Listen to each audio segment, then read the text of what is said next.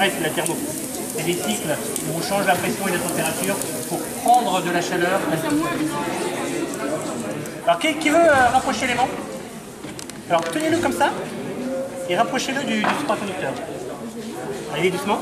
Donc d'abord, là, vous sentez, ça ne veut pas. Alors, remontez et retournez l'aimant pour être sûr que ce n'est pas un problème de pôle nord, pôle sud. C'est pareil. Quel que soit pôle nord, pôle sud que vous rapprochez, le supraconducteur va d'abord repousser l'aimant. Là, si vous lâchez, il tombe. Donc ce que vous allez faire, c'est... Là, maintenant, vous allez continuer. Vous allez vraiment vous rapprocher à 1 cm. Vous allez forcer le champ magnétique qui est autour de l'aimant à rentrer dans le supraconducteur. Allez-y. Allez-y. Bougez plus. Bougez plus. Oh, mais ça fait pas si fort que ça. Et maintenant, si vous lâchez, vous allez forcer le champ magnétique à rentrer dans le supraconducteur. Le champ magnétique a été piégé dans le supraconducteur et maintenant, votre aimant, il flotte, il lévite à 1 cm à peu près. Et là, vous pouvez toucher, oui, ça va être, c'est relativement stable. Monsieur? Ouais. Et donc là, la force de réaction du support, elle s'applique plus? Ah, si. Votre aimant, là, il appuie sur le supra, et le supra appuie sur l'aimant. Action-réaction. Simplement, c'est une force qui est magnétique. Force de réaction même sans contact. Ouais. Vous avez deux aimants qui se repoussent. Vous prenez deux aimants pôle nord, ils se repoussent. C'est une force à distance. Et là, ça compense exactement le poids. Oui. Évidemment, s'il était vachement lourd, il y a quand même. Il faut venir pour toucher, pour sentir la. L'aimant est chaud, on a le droit de toucher, on fait pas mal. Vous pouvez venir toucher la force pour voir ce que ça donne. Alors, on sent mieux avec ça, parce que la force est plus forte. Encore des autres. Ouais, c'est ici. Ah. Alors, ça, c'est des bouteilles thermos. Hein. Alors, ça, c'est une bouteille thermos fragile et vachement chère. Donc, faites attention de ne pas laisser tomber. Hein. Qui a été faite exprès pour manipuler l'azote liquide. Ça, c'est une bouteille thermos que j'ai acheté à 20 € chez Amazon. C'est une bouteille thermos pour aliments pour bébé. Ça marche très bien pour l'azote liquide aussi. Un peu moins bien quand même. Donc l'azote liquide, je voulais voir ce qui est autour de nous. À 80%.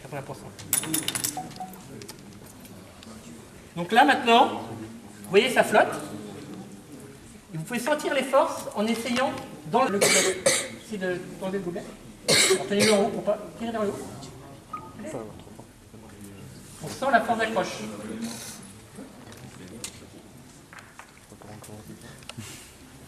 Faites simplement attention aux projections d'azote.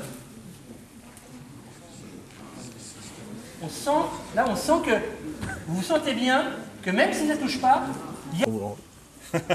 Je le prends, je le tourne et j'essaie de le poser. Il ne veut pas, il se remet parce qu'il a pris l'empreinte magnétique des rails comme ça, donc à 3 mm au-dessus de leur surface, dans le supraconducteur. Le gobelet.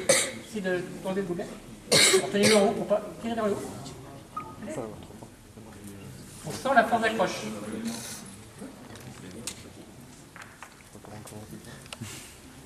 Faites simplement attention aux projections d'azote. On sent que vous sentez bien que même si ça ne touche pas, il y a une force qui s'exerce. Et cette force, elle est égale au poids. Et c'est pour ça que je disais qu'on porte quand même le poids du système. Autrement dit, si vous appuyez là, si vous augmentez le poids du train, je vais le sentir dans mes doigts. Donc encore une fois, je ne viole aucune loi de la physique avec la supraconductivité. Simplement, je vous montre quelque chose auquel vous n'êtes pas habitué. Là, vous pouvez, donc prenez-le et essayez de le mettre à 90 degrés. Non, comme ça. Comme ça? Non, comme ça. Bon, comment? Je le prends, je le tourne et j'essaie de le poser.